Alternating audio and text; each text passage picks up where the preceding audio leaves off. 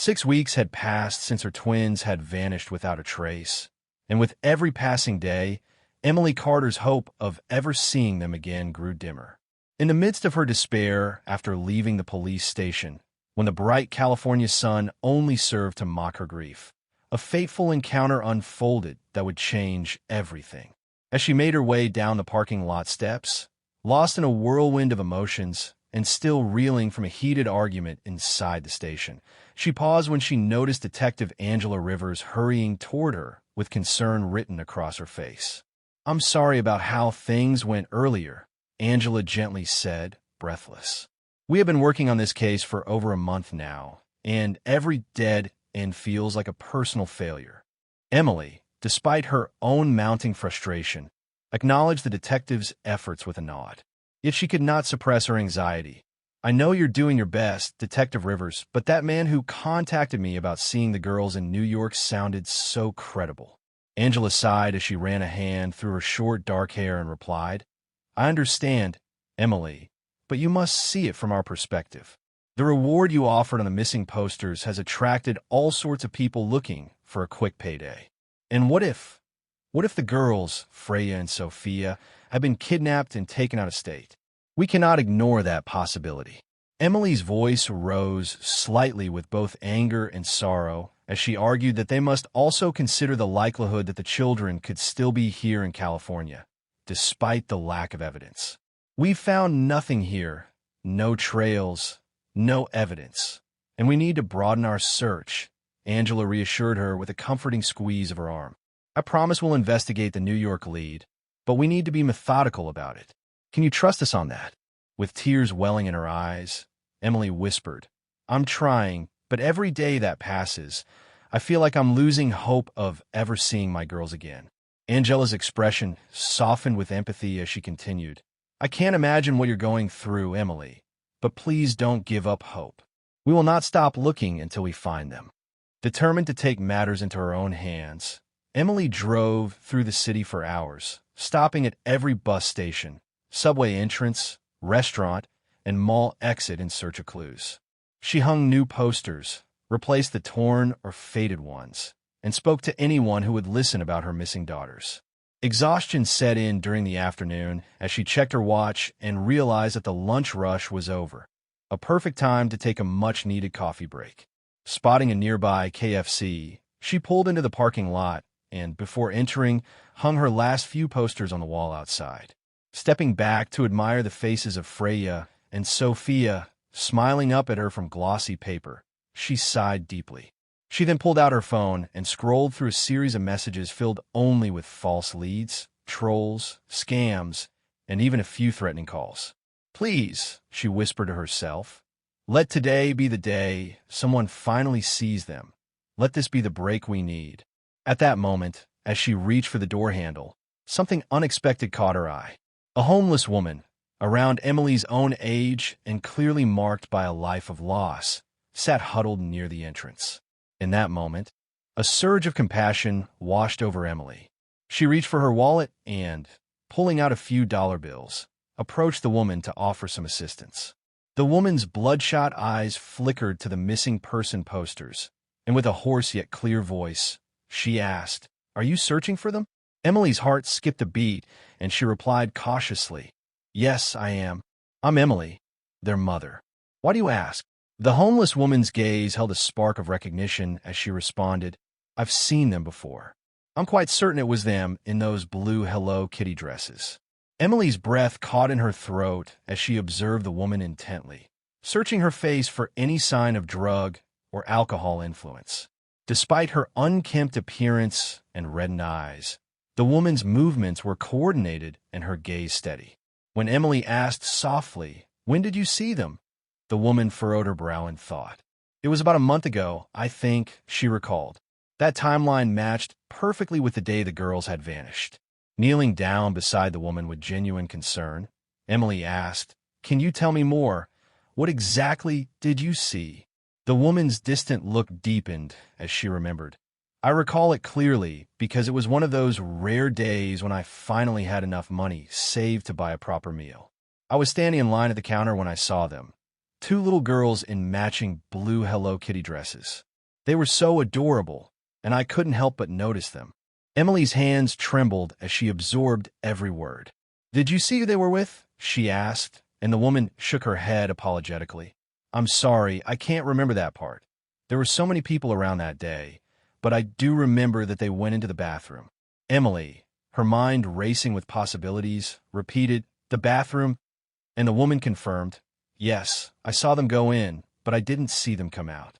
I was too busy ordering food in the crowded restaurant, so I might have simply missed them leaving." Without further hesitation, Emily thanked the woman by quickly pressing the money into her hand and then rushed into KFC, her eyes scanning the restaurant intently. She headed straight for the restrooms while ignoring the curious glances from other patrons. First, she checked the women's restroom meticulously, examining every stall, but found nothing. Not fully satisfied, she then discreetly slipped into the men's room, once sure that nobody was around. While peering under the last stall, the door suddenly opened behind her. Whirling around, Emily faced a janitor with a confused yet concerned expression. "Ma'am, are you all right?" "This is the men's room," he asked hesitantly. Embarrassed, Emily stammered an apology and explained that she thought she had lost something in there. The janitor nodded, still skeptical. "If you've lost something, I'll be happy to keep an eye out during my rounds." Emily thanked him quickly and edged past him, but felt a wave of defeat as she realized that yet another lead had gone cold. Determined not to give up, she then used the women's restroom and entered a stall where, as she reached for the toilet paper, a glint caught her eye. Wedged behind the trash bin was a familiar pair of glasses. With her heart pounding, Emily moved the bin aside to reveal a pair of glasses with brown-red plastic frames.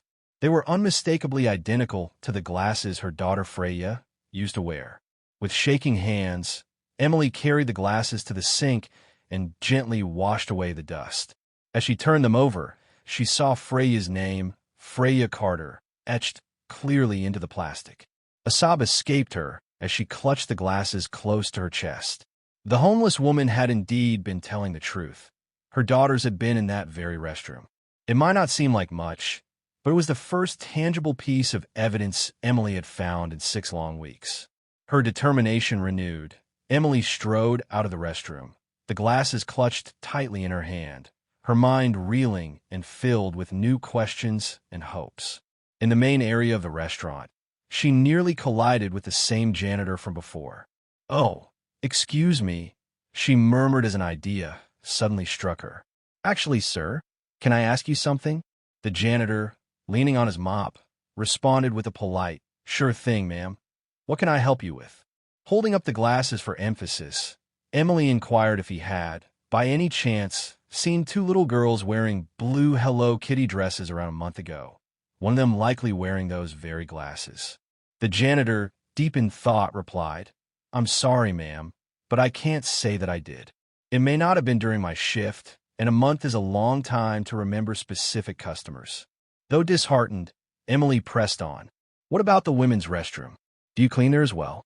The janitor shook his head, explaining that he only handled the men's room and that the women's facilities were cleaned by someone else who was not on duty that day. He suggested that she speak to someone at the counter instead, as they might remember more details. Thanking him, Emily made her way to the counter. It was quiet at that time, with no queue of customers waiting to order. The young cashier greeted her with a practiced smile. "Welcome to KFC. How can I help you today?" Emily took a deep breath before replying, "I'm not here to order. I'm looking for information about my daughters." She showed the cashier the glasses, explaining that they belonged to her daughter Freya, and mentioned that both she and her twin, Sophia, had been missing for 6 weeks. The cashier's smile faded into a look of concern. "Oh my goodness, I'm so sorry to hear that, but I'm afraid I don't remember seeing any twins recently," she said. Emily's voice cracked as she insisted. They would have been wearing matching blue Hello Kitty dresses about a month ago. The cashier, apologetically shaking her head, offered to consult with her co-workers in the kitchen. Within moments, a few more staff members gathered at the counter as the cashier explained the situation. Emily showed them the glasses and described the girls in detail, but each person shook their head in turn. Just as Emily was about to succumb to despair, The manager emerged from the back office. The manager, identified by his name tag as Kenneth Brown, asked, "What's going on out here?" Looking from his employees to Emily, he inquired further, and Emily introduced herself, stating, "My name is Emily Carter. My twin daughters have been missing for 6 weeks, and I've just found evidence that they were here in your restaurant about a month ago." She held up the glasses once more and asked if it was possible to check the security footage from that day. Kenneth's face turned somber as he explained, "I'm very sorry about your daughters, Mrs. Carter, but we can't just give access to our security footage without police confirmation." Emily, though frustrated, nodded in understanding and immediately called Detective Angela Rivers on her phone. After a few rings, Detective Rivers answered with urgency. "Angela speaking. It's Emily Carter. I'm at the KFC on Lincoln Boulevard, and I found Freya's glasses here. I need your help to access your security footage," Emily explained. A brief pause ensued before Angela responded firmly. "You found her glasses? That's significant. I'll be there as soon as I can. In the meantime, please put the manager on the phone." Emily handed her phone to Kenneth, who listened intently as Angela spoke. After a few moments, Kenneth agreed to cooperate and began retrieving the footage while waiting for the detective's arrival. Following Kenneth to his office, Emily settled into a chair, her mind a whirlwind of hope, fear, and anticipation.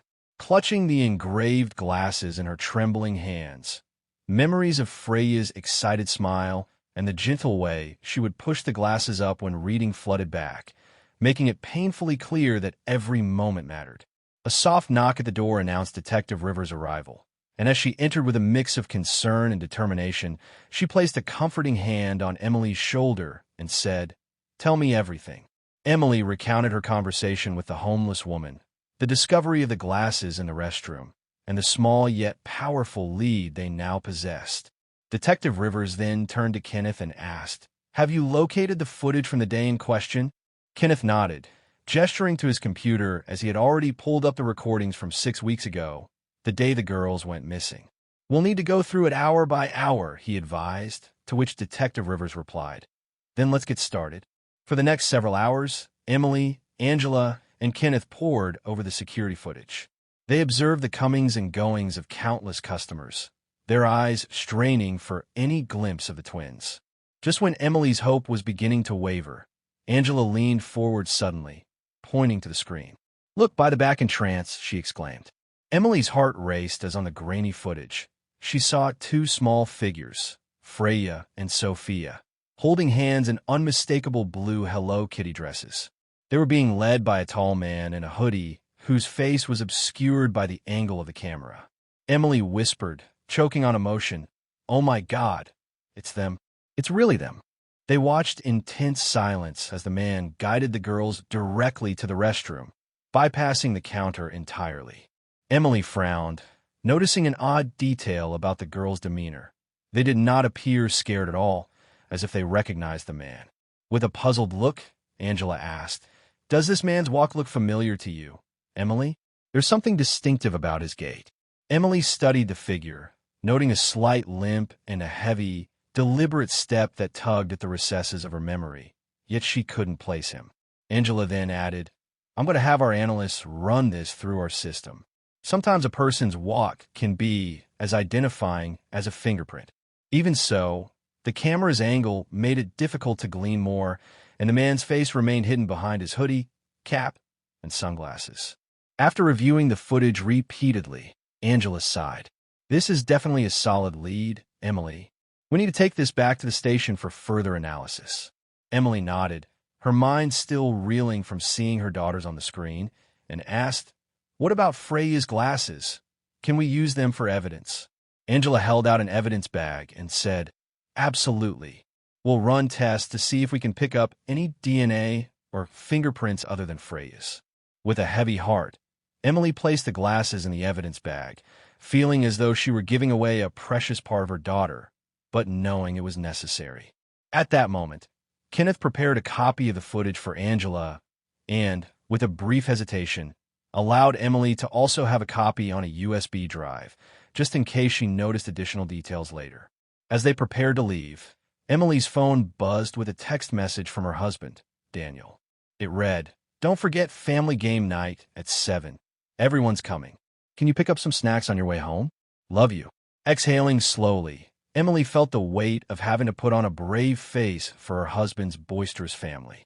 Yet when she looked at the USB drive in her hand, a glimmer of hope sparked within her. Finally, there was a real lead. "I'll be there," she texted back with renewed resolve. With the security footage safely in hand, Emily turned to the counter and placed an order. 3 buckets of chicken, large fries, and a 3-piece combo meal with water. Outside, as Emily balanced her food and made her way towards her car, her mind drifted back to the homeless woman who had given her that crucial lead. With a feeling of gratitude, and even a twinge of guilt for not having thought of her sooner, she stepped out onto the pavement. To her relief, the homeless woman was still there dozing against the wall.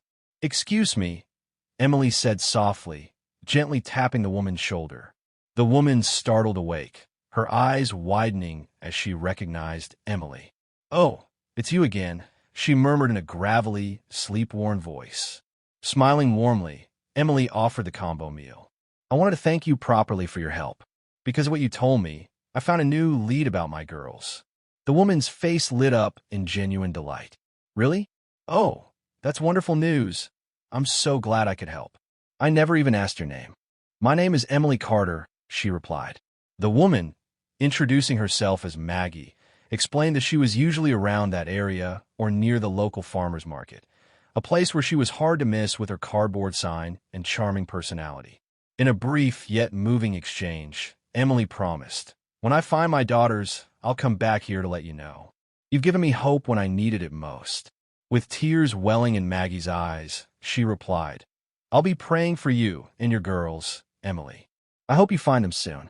After exchanging a final goodbye, Emily made her way back to her car and, once settled behind the wheel, took a long, steadying breath. Although the police now possessed critical footage and the chance to identify the mysterious man by his distinctive walk, Emily's determination was only strengthened. Even as heavy evening traffic forced her to inch along the freeway, her thoughts remained fixed on the USB drive.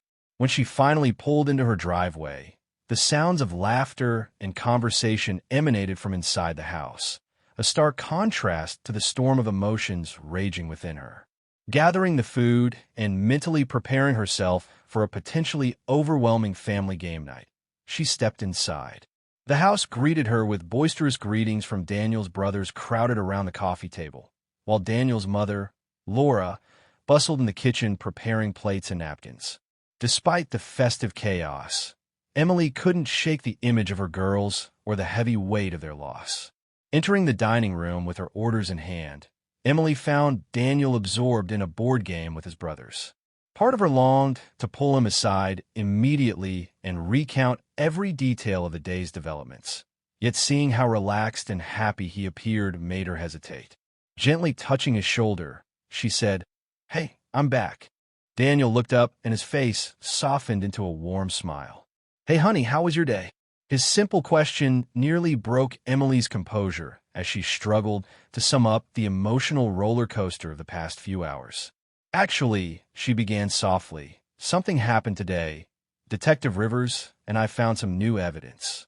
Instantly, Daniel's carefree smile gave way to intense focus. He turned to his younger brother, Kevin, saying, "I'm going to sit this round out. You guys keep playing." Sensing the change in atmosphere and feeling the curious gazes of the rest of the family, Emily and Daniel retreated upstairs, seeking some privacy amidst the chaos.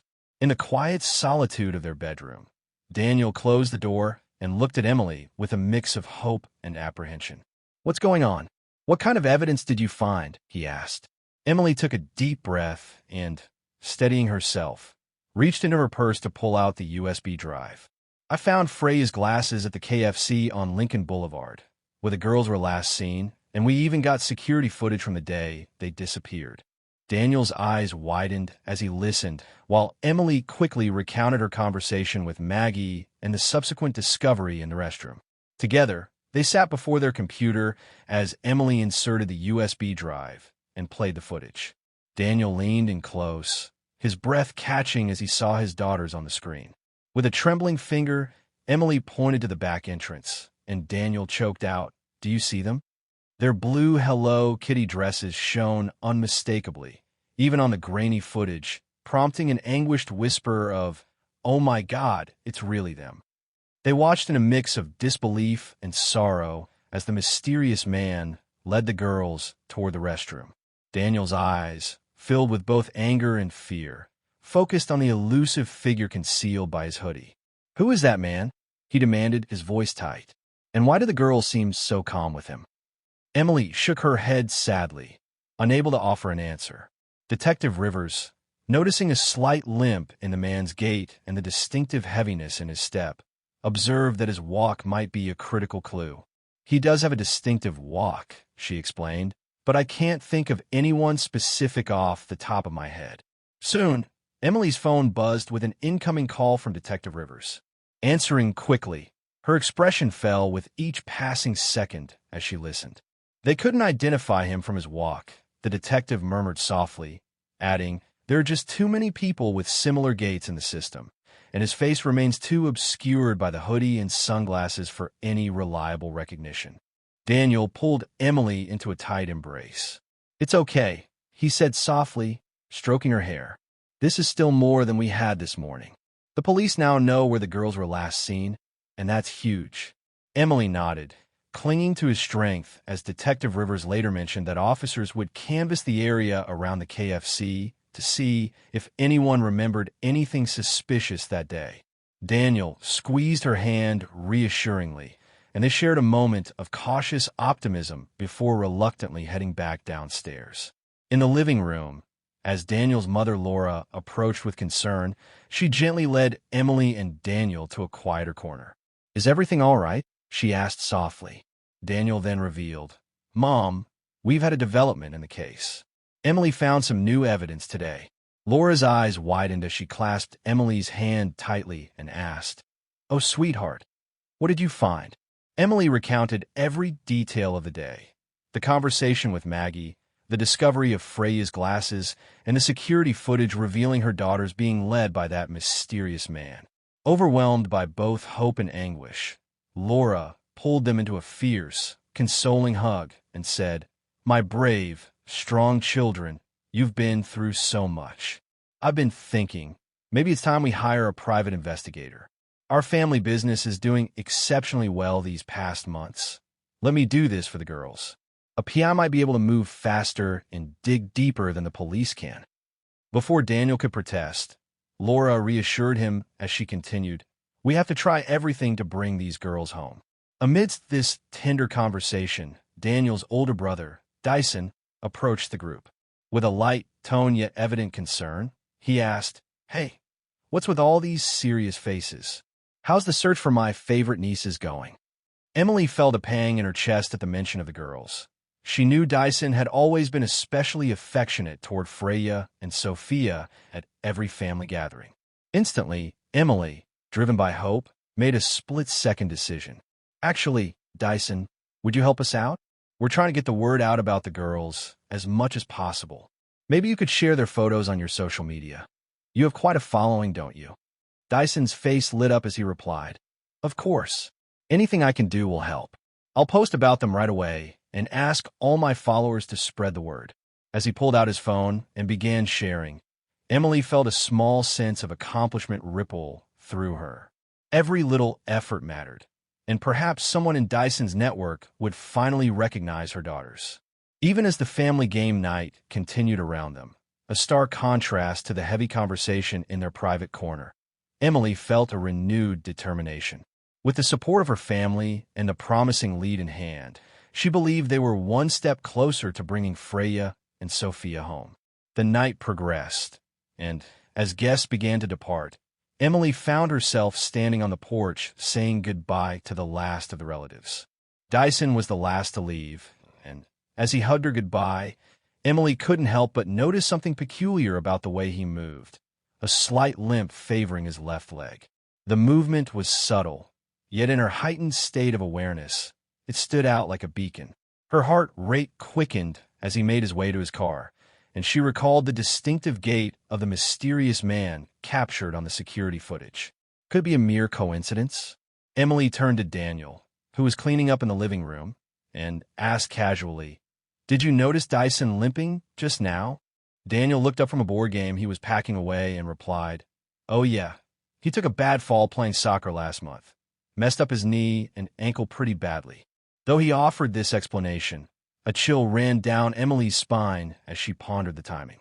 After all, around the time the girls disappeared and around the same time they were seen at the KFC with a limping man, Dyson had injured himself. She tried to dismiss the thought, reassuring herself that Dyson was family. He adored Freya and Sophia and had always treated them with kindness. Yet, the seed of suspicion had been planted, and she knew she needed to see the footage again to compare Dyson's walk with that of the mysterious man. With a determined resolve, Emily told Daniel, "I'm going to head upstairs and look over some things before bed." Daniel nodded, concerned yet understanding.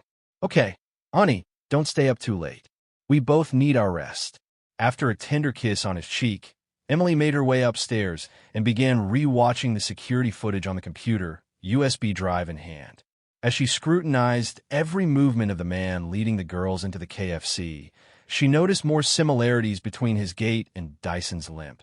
The heaviness in the left step, the slight drag of the foot, it was eerily similar.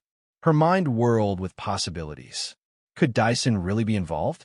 Had he, despite always being kind and attentive, been capable of such betrayal? The thought pained her deeply, for if she were wrong, it could drive an irreparable wedge between family members. But she knew she needed more evidence before confronting Daniel or alerting the police. That restless night, as Daniel's steady breathing lulled her to sleep despite her racing thoughts of Dyson's too frequent offers to babysit and his curious behavior at family gatherings, Emily resolved to visit him in the early morning to see his reaction face to face. Not wanting to wake Daniel, she slipped out of bed, left him a note saying she had gone out early to follow up on a lead, and made her way to Dyson's house.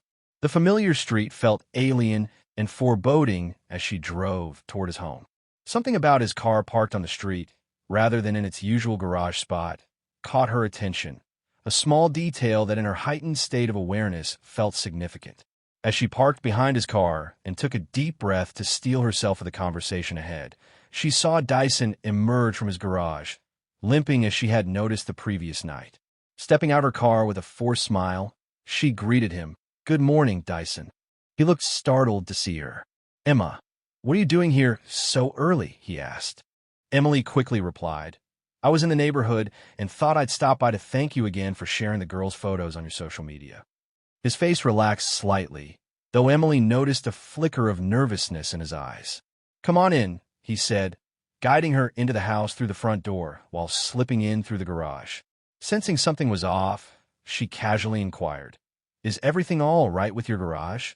Dyson hesitated for a split second before answering, "Oh yeah, just got some stuff piled up in there. It's easier for you to use the front door right now, because I need to tie something up."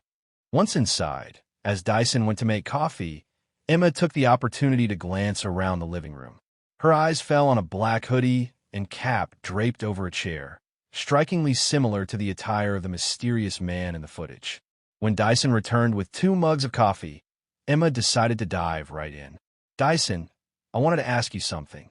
Do you remember where you were the day the girls disappeared?" His hand trembled slightly as coffee sloshed near the rim of his mug. I was at the soccer club, wasn't I? That's where I hurt my knee," he replied. Emma's heart raced. "The soccer club? Are you sure? Because we found security footage of the girls at a KFC that day, and the man with them had a limp very similar to yours." Dyson's face grew pale as he sat down, his hands visibly shaking. "What are you saying? You can't possibly think—" "I don't know what to think," he stammered. With her voice trembling, Emma pressed further. "Dyson, I need to know the truth. Were you really that day?" Suddenly, Dyson's expression hardened into one of anger and fear. "I think you should leave now, Emma. This is ridiculous. I would never hurt the girls." Unwilling to let the matter drop, Emma advanced toward the garage door, determined to uncover what Dyson was hiding. "What's really in your garage, Dyson? Why do you keep going in and out?" she demanded firmly. In response, Dyson lunged toward a nearby cabinet, yanked open a drawer, and pulled out a gun. Time seemed to freeze as Emily's blood ran cold. Don't move, Dyson growled in a low, dangerous voice. You shouldn't have come here, Emma. You shouldn't have asked questions. With her hands raised slowly, her mind racing with potential escape plans, Emily pleaded, Dyson, please, whatever's going on, we can figure this out. Just tell me where the girls are. I know you must have your reasons. His face contorted with a mix of fear, anger, and a hint of remorse as he said, They're fine. They're safe. But if you don't stay quiet, if you don't do exactly what I say, that might change. Nodding in terror, Emily's heart pounded in her chest. Dyson then motioned with the gun, directing her toward the garage door. But before she could make a move, the door burst open from the other side. In one swift, shocking moment, Daniel appeared wielding a shovel. With a single, powerful swing, he struck the back of Dyson's head, sending him crumpling to the ground as the gun clattered across the floor. In utter shock, Emily's eyes darted between her unconscious brother-in-law and her husband, Daniel. Ow! How did you know? She gasped as Daniel wrapped his arms around her. I saw your note, and something fell off. I checked the security footage and noticed how you reacted to Dyson's limp last night. I put it all together and came as fast as I could, he explained, as Daniel held her tightly and her legs buckled from the adrenaline surge. They sank to the floor together, trembling. They're here. They're safe, Daniel murmured, already dialing 911 to report the situation. With shaking hands, Emily crawled toward the garage door and, upon opening it, found her daughters huddled on a pair of mattresses in the corner. Freya and Sophia looked scared and confused, but they were alive and unharmed. Mommy, Freya's small voice broke the silence. Mommy, it's okay. Mommy's here. You're safe now. Through tears, Emily gathered her daughters into her arms as sirens wailed in the distance. Daniel joined, wrapping his arms around the family as they realized that although a long road of questions, healing, and trauma still lay ahead, this moment of reunion was a beacon of hope. In the blur of police sirens, paramedics checking on the girls, and a barrage of questions from Detective Rivers and her team, the scene unfolded with emotional intensity. Dyson, who had been unconscious since Daniel's decisive blow, began to stir as police quickly restrained him. His eyes flickered open, locking onto Daniel's face as a burning rage took hold. You always have to ruin everything, don't you? Dyson spat, struggling against the officers. Always getting the best of everything, as if you were the first child. But I was here first. I deserve more. Daniel's expression hardened with pain and anger. Dyson, you've poisoned this family. We've all tried to make room for your wants and needs, but it's never enough. You deserve nothing now. From now on, you're not my brother, and you're certainly not part of this family. I'll make sure you're up behind bars for what you did to my girls. As Dyson's face twisted with hatred, he spat saliva directly at Daniel before police dragged him away into the waiting patrol car. Emily watched the harrowing exchange with horror and relief. The brother-in-law she thought she knew was gone, replaced by a spiteful, angry man whose actions had hurt them all. Turning back to her daughters, who were now being examined by paramedics, and to Daniel, who was moving to join them, Emily clung to them as they began to process the shock of the night. Shortly afterward, Detective Rivers approached Emily with a gentle yet firm tone. I know this is difficult, but we need to ask the girls some questions about what happened today. Are you up for staying with them? Emily nodded, though her throat felt tight. Of course, whatever they need. As they escorted the girls to a quieter area, Dyson was pushed into a police car. In that brief moment, his eyes met Emily's, filled with a mixture of shame and defiance. But she quickly looked away to focus on her daughters. Detective Rivers knelt before Freya and Sophia with a soft, compassionate voice. Hi, girls. I'm Detective Meyer. Can you tell me what happened on the day your Uncle Dyson took you to KFC? Freya, ever the more talkative of the twins, began. Uncle Dyson said he was our new daddy because Mom and Dad were busy on a very long business trip. Emily's heart shattered at the words, but she knew she had to let the girls speak freely. Sophia, her voice trembling, added, he came to our house that afternoon and asked if we wanted to go to KFC with him. We said yes, but we never went home.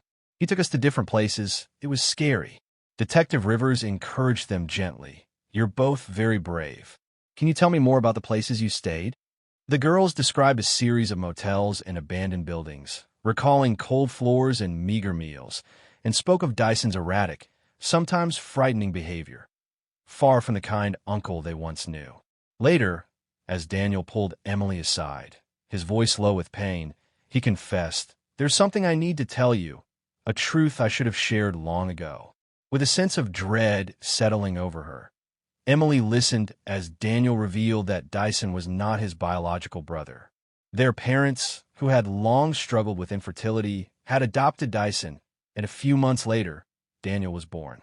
Despite their parents treating Dyson as their own, he had always felt like an outsider, jealous of the bond between Daniel and their parents, especially after Kevin was born. Daniel continued, his voice breaking with regret. "Years ago, Dyson was involved in something very bad. He hurt someone, a co-worker who got a promotion over him. Our parents covered it up and used their influence to keep him out of jail. That's why Mom never gave him any real power in the family business. She was afraid of what he might do." Overcome with emotion, Daniel admitted, "I never imagined he would go this far."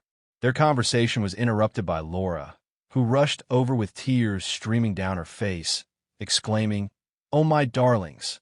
She pulled Emily and Daniel into a tight embrace. Later, Detective Rivers informed them that disturbing evidence had been found in Dyson's room, a fake passport for the girls and plane tickets to a non-extradition country, indicating he had planned to vanish with them. The magnitude of these revelations hit Emily like a physical blow. If they hadn't found the girls today, we would have lost them forever, she thought. As the interviews at the police station wound down, the Carter family, Emily, Daniel, Laura, and the girls, reunited in the lobby, exhausted yet relieved.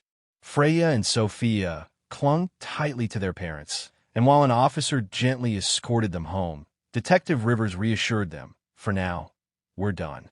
An officer will escort you home." Kneeling before the twins, she offered them comfort along with Freya's glasses that had been recovered earlier. With the girls reassured and their spirits lifted by the sight of the familiar glasses, Emily suddenly remembered her promise to Maggie, the homeless woman, and asked, "Could we make a quick stop at the KFC on Lincoln Boulevard before we go home? There's someone I need to see." The officer nodded, understanding the significance. Upon arriving, Emily spotted Maggie in her usual spot outside. Approaching with a warm smile and a tremor of emotion, she exclaimed, "Maggie, I found them. You helped me find my girls." Maggie's weathered face broke into a wide smile as tears welled in her eyes. "Oh, thank the Lord. I've been praying for you." The rest of the family joined in gratitude. Daniel stepped forward, extending his hand. "Thank you, Maggie. We can never repay you for what you've done." Even as Freya and Sophia shyly waved and murmured quiet thank yous, Laura declared with resolve, "We can't just leave you here. Maggie, you helped bring our girls home. You should have a home too." Surprised yet touched, Maggie asked softly, "You really would do that for me?" Daniel reassured her, "Of course. You're now part of our family story." With tears streaming down her face, Maggie nodded her thanks, and as they helped her into the police car, Emily felt a wave of emotion. A day that had begun with terror and uncertainty was now ending not only with her daughter's return, but with an act of kindness that kindled the beginning of healing. As the officer, smiling at the heartwarming scene, asked if they were ready to go home, Emily looked at her family with a renewed sense of hope and said, "Yes, let's go home." Driving away from the KFC, Emily knew that the road ahead would remain challenging. There would be therapy sessions, legal proceedings, and the painstaking process of rebuilding trust and security. Yet in that moment, surrounded by the love of her family and the power of human kindness, she felt ready to face whatever came next. Together, they were safe, and together, they would move forward, one step at a time, toward healing and a brighter future.